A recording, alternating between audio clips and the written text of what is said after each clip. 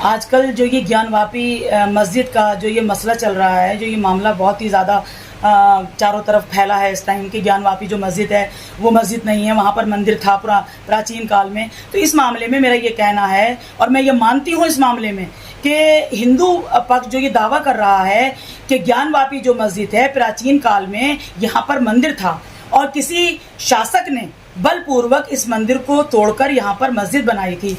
तो मैं यहाँ पर ये कहना चाहती हूँ अपने धर्म गुरुओं से कि हमारे धर्म गुरुओं को इस बात को समझना चाहिए और हमारे उलमाओं को भी इस बात को समझना चाहिए कि वाकई अगर ये बात साबित हो जाती है कि प्राचीन काल में वहाँ पर मंदिर था और किसी हमारे शासक ने बलपूर्वक उस मंदिर को तोड़कर वहाँ पर मस्जिद बनाई थी, तो ये बात तो हमारे मुस्लिम समाज को, हमारे उलमाओं को, हमारे धर्म गुरुओं को समझना चाहिए कि किसी भी कब्जा की हुई ज़मीन पर, किसी भी छीनी हुई जगह पर बलपूर्वक अगर वहाँ पर कब्जा किया गया है तो हमारे इस्लाम में वहाँ पर नमाज पढ़ना हराम है। इसीलिए अगर ये बात साबित होती है तो हमारा मुस्लिम समाज, हमारे धर्म गुरु, हमारे उलमा उस ज़मीन को हिंदू पक्ष को वापस कर दें।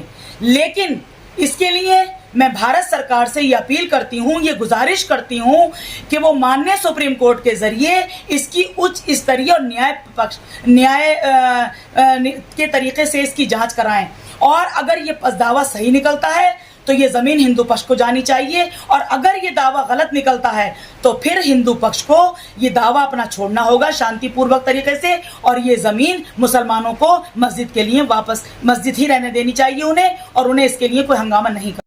ये बहुत ही अद्भुत और चमत्कारिक विषय है, हमारी आस्था से जुड़ा हुआ विषय है, लेकिन क्योंकि मामला कोर्ट के विचाराधीन है, न्यायालय के किसी भी निर्देश का सम्मान करना हमारा परम कर्तव्य है। हम न्यायालय के फैसले का स्वागत करते हैं, पहले भी किया है और आगे भी करेंगे। ये हमारी आस्था से जुड़ा विषय है, भारत के जनमानस की भावनाओं से जुड़ा विषय है, लेकिन ये विचाराधीन है न्यायालय के। किसने दबाया, कब दबाया, ये विषय दूसरा है। विषय ये है कि भारत भावनाओं का देश है और भारत एक संवैधानिक व्यवस्था से चलता है, तो न्यायपालिका का जो आदेश होगा उसे सभी को मानना पड़ेगा।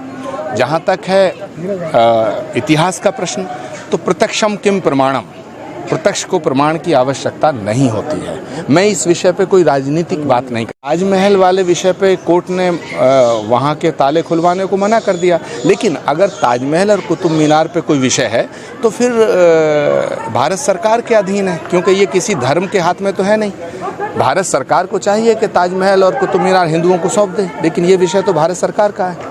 हम तो राष्ट्र के साथ हैं, देश के साथ हैं। और ब्रजभूषण शरण सिंह दोनों सब एक ही थैली के चट्टे बट्टे हैं। इनका कोई भावनाओं से, धर्म से कोई लेना देना नहीं है, आस्था से कोई लेना देना नहीं है। ये सब अपनी अपनी दुकान चमकाने के लिए ये सब बातें करते हैं। भारत एक विशाल देश है, भारत की संस्कृति महान है। वसुधैव कुटुंबकम, विश्व बंधुत्व, ये हमारे उद्घोष हैं।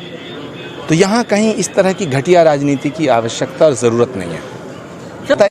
राज ठाकरे और AIMIM के प्रमुख ओवैसी, ये दोनों अपनी दुकान चमकाने के लिए इस तरह की वाहियात बयानबाजी करते हैं। इनका ना आस्था से मतलब है, ना किसी श्रद्धा से, ना किसी संस्कार से, ना किसी राष्ट्र से। ये सब अपने अपने निशाने साधते हैं। इसलिए मैं मानता हूँ कि राज ठाकरे और ओवैसी ये सौतेले भाई हैं।